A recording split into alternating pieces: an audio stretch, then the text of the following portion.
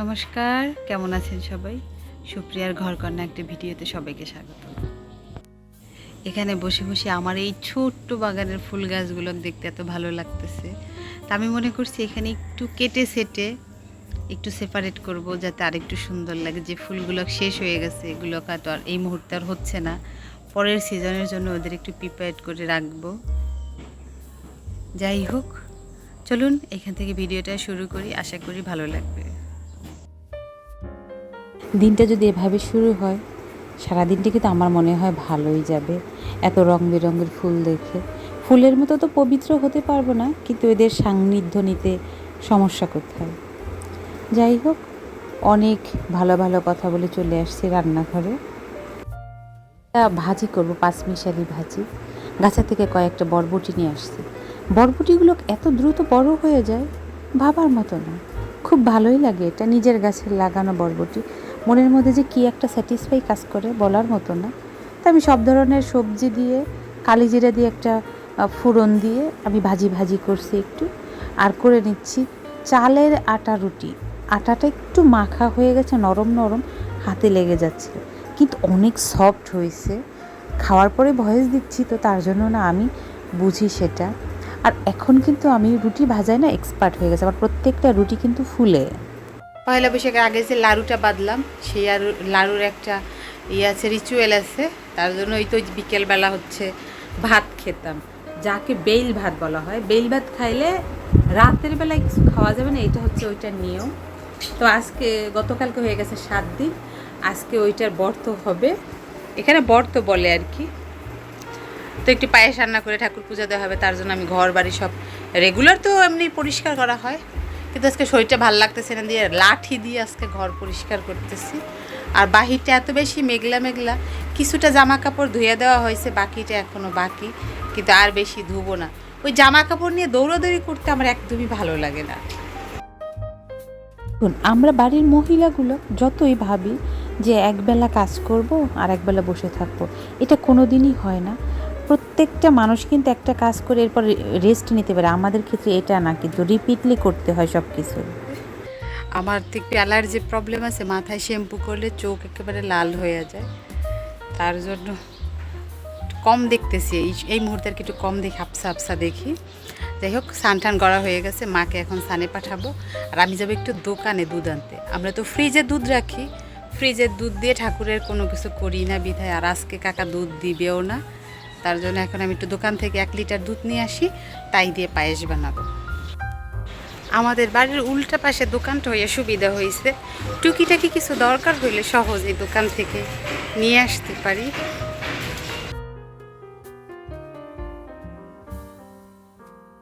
ওই দোকানটার সামনেই ছিল কলা, তার জন্য যে আছেই যেহেতু, আর কলা লাগবেও। কি দাম, নাকি আমি কিনতে পারি না কে জানে। জায়গা ভেদে মানুষের এক এক ধরনের নিয়ম কারণ থাকে, সেগুলো পালন করা হয়।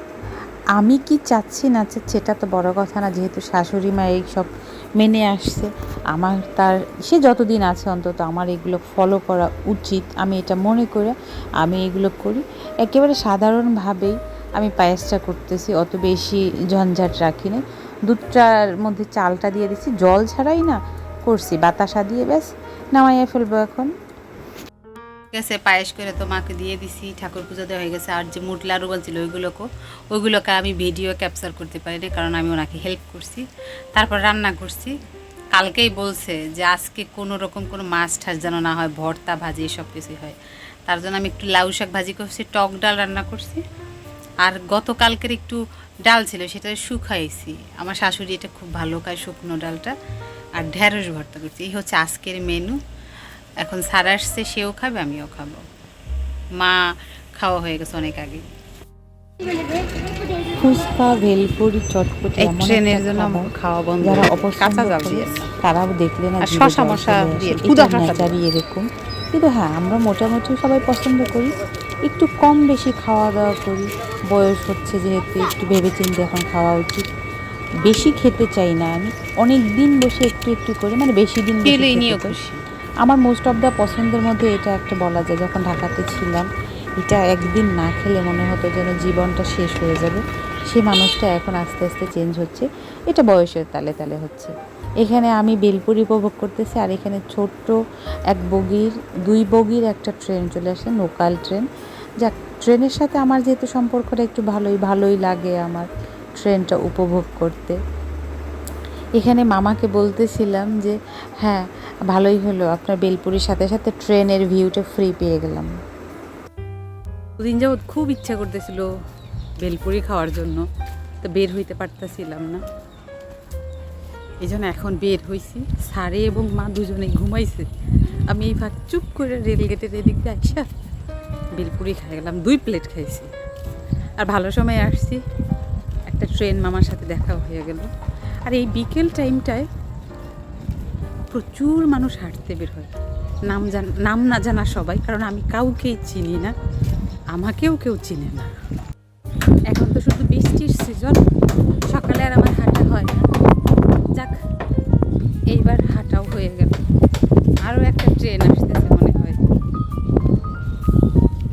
এত বাতাস, দুপুরবেলা যে গরম পড়ে সেই অনুযায়ী এখন অনেক বাতাস। এই জায়গাটা বেশি বাতাস।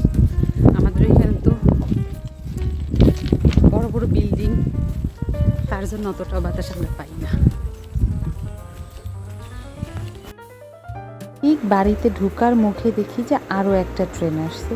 এটা বিশাল এক ট্রেন। এটা মনে হয় সরাসরি চট্টগ্রাম টু ঢাকার ট্রেন, এসি কম্পার্টমেন্ট। আমার কিন্তু ট্রেনটা না খুব ভালো লাগে, আমি জানি না কেন ভালো লাগে, কিন্তু আমি সেই দাঁড়িয়ে দাঁড়িয়ে ট্রেনটা সম্পূর্ণ উপভোগ করলাম। জানেন, যে বাড়িতে ডাক্তার থাকে আর ডাক্তারের সরঞ্জাম থাকে, সেই বাড়ির মানুষ একটু বেশি অসুস্থ হয়। তার কারণ হচ্ছে কি, এই একটু সামান্য কিছু হইলেই ডাক্তারের কাছে এসে বলবে আমার মাথাটা ব্যথা করতেছে, আর শরীরে কোনো রকম কোনো কিছু হইলেই বলবে কি আমার প্রেশারটা একটু মেপে দেয়। এটা সচরাচর হয়। তা আমার শাশুড়ি তো সবসময় অসুস্থ থাকে, তার জন্য আমার বাসায় সব ধরনের ডাক্তারি সরঞ্জাম আছে। সিলিন্ডার, মানে অক্সিজেন সিলিন্ডার থেকে শুরু করে সব কিছুই আছে। তেমন কোনো প্রবলেম হলে আমরা বেসিক্যালি ডাক্তারের মানে হসপিটালে অ্যাডমিট করি না, বাড়িতেই করি, যেহেতু আমার ভাসুর ডাক্তার, তার জন্য। আর সব কিছু আমার বাড়িতে রেডি থাকে। স্যারের শরীরটা নাকি ভালো লাগতেছে না, প্রেশারটা একটু মাপলাম, দেখলাম প্রেশারটা একটু বাড়তিই আছে, সে আবার বের হইল। স্যারে বলতেছিল তাকে নাকি অন্যরকম কোনো খাবার দাবার দেওয়া হচ্ছে না। তাই আমি সকালের দিকে না কিছু এই ডাবরি ভিজিয়ে রাখছিলাম। এটা ভিজিয়ে যদি 4-5 ঘন্টা না রাখা হয় তাহলে কিন্তু এর কোনো প্রসেসিং হয় না। তারপরে এটাকে একটু সিটি দিয়ে নিয়েছি, 2টা সিটি দিয়ে, ব্যাস। ঘরে যে উপকরণগুলো ছিল তাই দিয়ে একটু করেছি। এটা না ঘুগনি হয়েছে না চটপটি হয়েছে, তেমন কিছু নাই। আমি শুধু তার মুখের স্বাদটা চেঞ্জ করার জন্য একটুখানি টমেটো কুচি, শসা কুচি, গাজর কুচি, ধনে পাতা, একটুখানি কাঁচামরিচ দিয়ে যাতে তার পছন্দর সহিত হয় এভাবে তৈরি করে দিতেছি। আর একটু আলু বয়েল করে রাখছিলাম, এটার সাথে একটা আলু বয়েল করে রাখছি, সেই আলুটা একটু ম্যাশ করে দিচ্ছি, একটুখানি গোলমরিচ দিয়েছি, আর দেবো একটু লেবু, আর একটু ভাজা জিরার গুঁড়া দেবো। এতেই না এটা খেতে মুখরোচক হবে আমার যেটা মনে হয়। হ্যাঁ, সত্যি কথা, এটা তার অফিসটা একটু নড়বড়ে হয়েছে বিদায় আমাদের খাওয়ার সব প্যাটার্নগুলো চেঞ্জ হয়ে গেছে। আর অনেক গরম পড়তেছে, তার জন্য না খাওয়া দাওয়া নিয়ে বেশিই করতেছি। সে অফিস থেকে এসে খায় 3টা-4টার সময়, তারপরে না টিফিনের জন্য আর কিছু আমার রেডি করতে ভালো লাগে না, সেও খেতে চায় না। ব্যাস, সব কিছু মিক্সড করে দেখি কেমন হলো। দারুণ হয়েছে, আর কিছু লাগবে না এর সাথে। তারপরে বলবো যদি একটু করে চানাচুর নিতে চায়। সে ওইগুলো খেয়েছে। সকালে যে সে পূজার আয়োজন করছিলাম, সেই পূজার প্রসাদটা কেউই খায় নাই, তো আমি এখন সবাইকে সার্ভ করে দিতেছি। জানেন, আমার প্রথম বছর যখন বিয়ে হলো, এখানে আমি আসলাম, তখন এই প্রসাদ আমাকে খেতে দেয় নাই। তখন বিয়ের বছর এটা খেলে নাকি এটাকে বিষের লাড়ু বলা হয়। সে বছর আমার খুব মন খারাপ হয়েছিল যে আমি মিষ্টি অতটা বেশি পছন্দ করি না, তারপরও আমাকে দেয়া যাবে না, এটা শুনে সত্যিই আমার খুব মন খারাপ হয়েছিল। সব মন খারাপ পিছনে ফেলে এসে না সংসারের চাপে এখন আর মন খারাপ করার সুযোগই পাই না।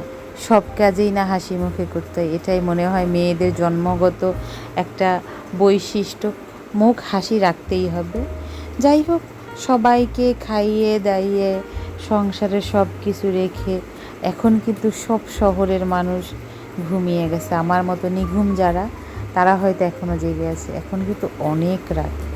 এই সময়টা হচ্ছে আমাকে একটুখানি সময় দেওয়ার মতো, কিন্তু এর মাঝে যদি কারো ঘুম ভাঙে তখনই এসে আমাকে উপদেশ দেওয়া শুরু করবে।